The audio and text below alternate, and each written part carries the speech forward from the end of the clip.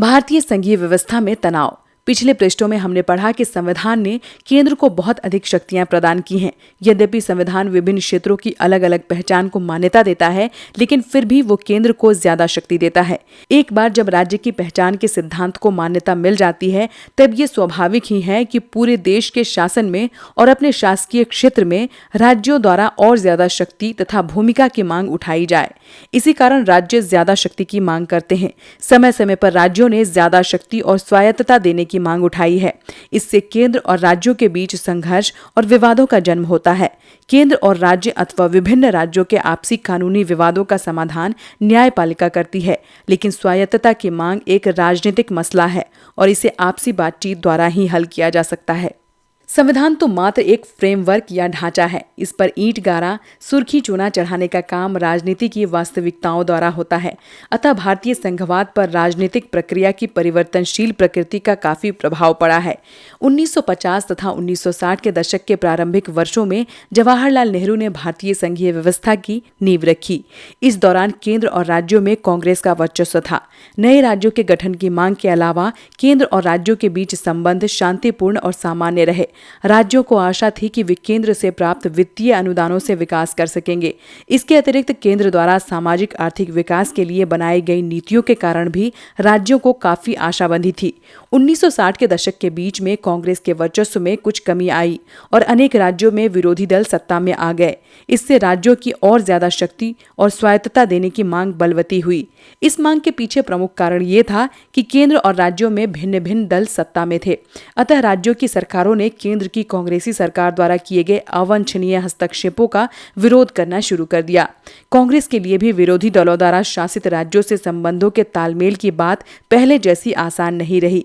इस विचित्र राजनीतिक संदर्भ में संघीय व्यवस्था के अंदर स्वायत्तता की अवधारणा को लेकर वाद विवाद छिड़ गया। आखिरकार 1990 के दशक से कांग्रेस का वर्चस्व काफी कुछ खत्म हो गया है और हमने केंद्र में गठबंधन राजनीति के युग में प्रवेश किया।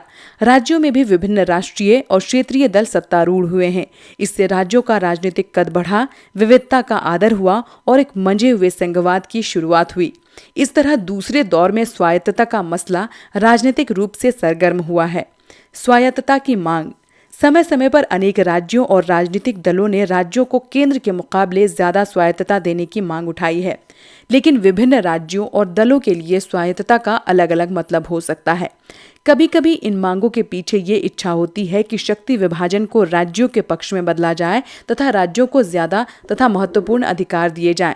समय समय पर अनेक राज्यों तमिलनाडु, पंजाब, पश्चिम बंगाल और दलों द्रमुक, अकाली दल, माकपा ने स्वायत्तता की मांग की।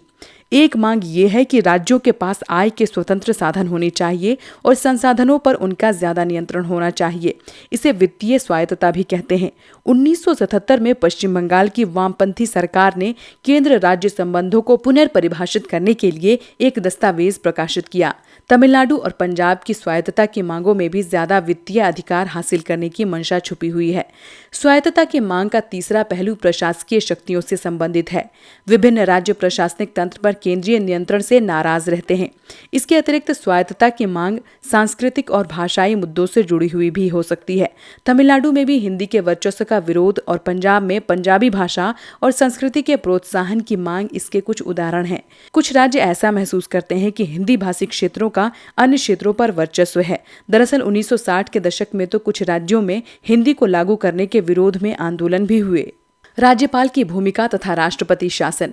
राज्यपाल की भूमिका केंद्र और राज्यों के बीच हमेशा ही विवाद का विषय रही है।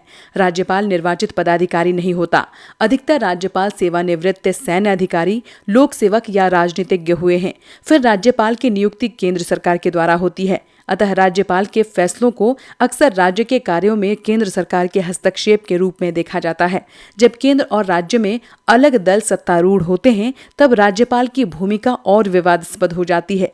केंद्र राज्य संबंधों से जुड़े मसलों की पड़ताल के लिए केंद्र सरकार द्वारा 1983 में एक आयोग बनाया गया। इस आयोग को सरकारिया आयोग के नाम से जाना जाता है। इस आयोग ने 1998 में अपनी रिपोर्ट में ये सिफारिश की थी कि राज्यपालों की नियुक्ति अनिवार्य तथा निष्पक्ष होकर की जानी चाहिए। एक और कारण से राज्यपालों की शक्ति और भूमिका विवादास्पद हो जाती है। संविधान के सर्वाधिक विवादास्पद प्रावधानों में से एक 356 है। इसके द्वारा राज्यों में राष्ट्रपति शासन लागू किया जाता है। इस प्रावधान को किसी राज्य में तब लागू करते हैं जब ऐसी स्थिति उत्पन्न हो गई हो कि उस राज्य का शासन इस संविधान के उपबंधों के अनुसार नहीं चलाया जा सकता। परिणाम स्वरूप संघीय सरकार राज्य सरकार का अधिग्रहण कर लेती है। इस विषय पर राष्ट्रपति द्वारा जारी उद्घोषणा को संसद की स्वीकृति प्रदान करना जरूरी होता है।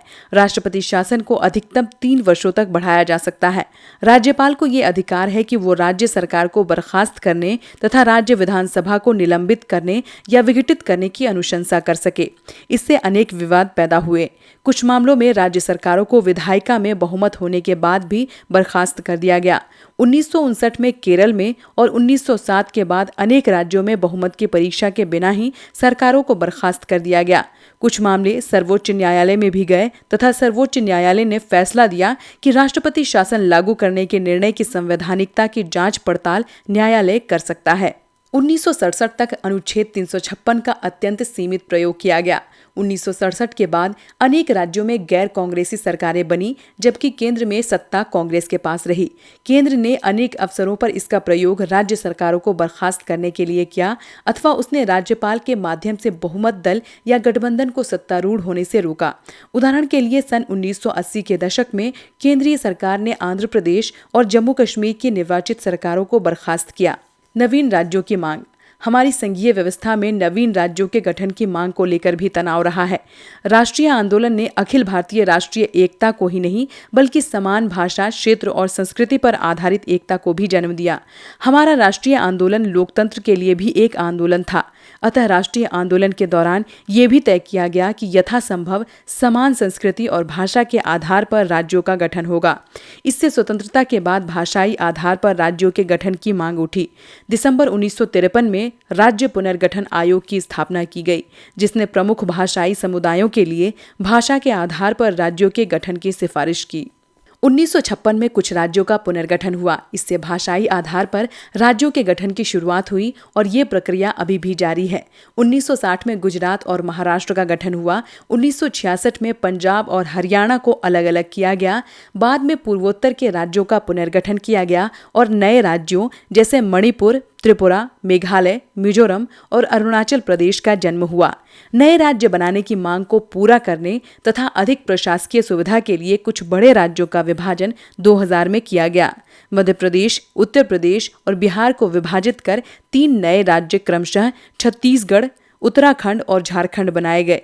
कुछ क्षेत्र और भाषाई समूह अभी भी अलग राज्य के लिए संघर्ष कर रहे हैं, जैसे महाराष्ट्र में विदर्भ। अंतर्राज्यीय विवाद। जहां एक ओर राज्य अधिक स्वायत्तता और आय के स्रोतों पर अपनी हिस्सेदारी के सवाल पर केंद्र से विवाद की स्थिति में रहते हैं, वहीं दूसरी ओर संघीय व्यवस्था में 2 या 2 से अधिक राज्यों में आपसी विवाद के भी अनेक उदाहरण मिलते हैं। ये सच है कि कानूनी विवादों में न्यायपालिका पंच की भूमिका निभाती है, लेकिन इन विवादों का स्वरूप मात्र कानूनी नहीं होता। इन विवादों के राजनीतिक पहलू भी होते हैं। अतः इनका सर्वोत्तम समाधान केवल विचार विमर्श और पारस्परिक विश्वास के आधार पर ही हो सकता है।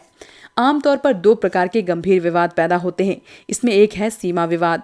राज्य प्रायः पड़ोसी राज्यों के भूभाग पर अपना दावा पेश करते हैं। यद्यपि राज्यों की सीमाओं का निर्धारण भाषाई आधार पर किया गया है, लेकिन सीमावर्ती क्षेत्रों में 1 से अधिक भाषा बोलने वाले लोग रहते हैं। अतः इस विवाद को केवल भाषाई आधार पर नहीं सुलझाया जा सकता है। ऐसा ही एक पुराना विवाद महाराष्ट्र और कर्नाटक के बीच बेलगाम को लेकर है। मणिपुर और नागालैंड के बीच भी सीमा विवाद पुराना है। पंजाब से हरियाणा को अलग करने पर उनके बीच न केवल सीमावर्ती क्षेत्रों को लेकर बल्कि राजधानी चंडीगढ़ को लेकर भी विवाद है।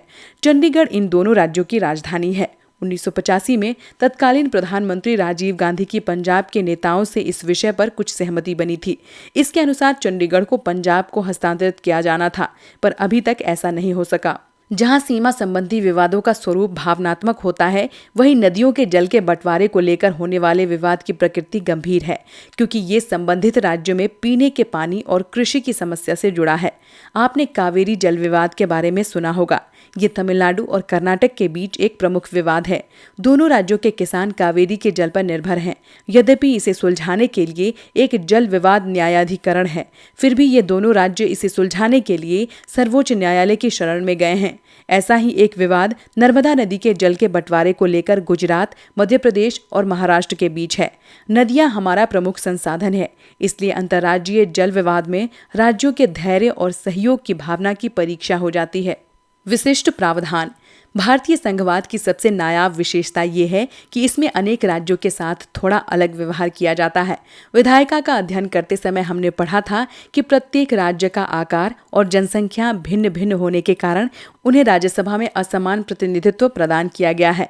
जहां छोटे से छोटे राज्यों को भी न्यूनतम प्रतिनिधित्व अवश्य प्रदान किया गया है, वहीं इस व्यवस्था से ये सुनिश्चित किया गया कि बड़े राज्यों को ज्यादा प्रतिनिधित्व मिल सके। शक्ति के बंटवारे की योजना के तहत संविधान प्रदत्त शक्तियां सभी राज्यों को समान रूप से प्राप्त हैं, लेकिन कुछ राज्यों के लिए उनकी विशिष्ट सामाजिक और ऐतिहासिक परिस्थितियों के अनुरूप संविधान कुछ विशेष अधिकारों की व्यवस्था करता है। ऐसे अधिकतर प्रावधान पूर्वोत्तर के राज्यों असम, नागालैंड, अरुणाचल प्रदेश, मिजोरम आदि के लिए हैं। यहाँ विशिष्ट इतिहास और संस्कृति वाली जनजातीय बहुल जनसंख्या निवास करती है। यहाँ के ये निवासी अपनी संस्कृति तथा इतिहास को बनाए रखना चाहते हैं। बहरहाल ये प्रावधान इस क्षेत्र के कुछ भागों में अलगाववाद और सशस्त्र विद्रोह को रोकने में सफल नहीं हो सके हैं।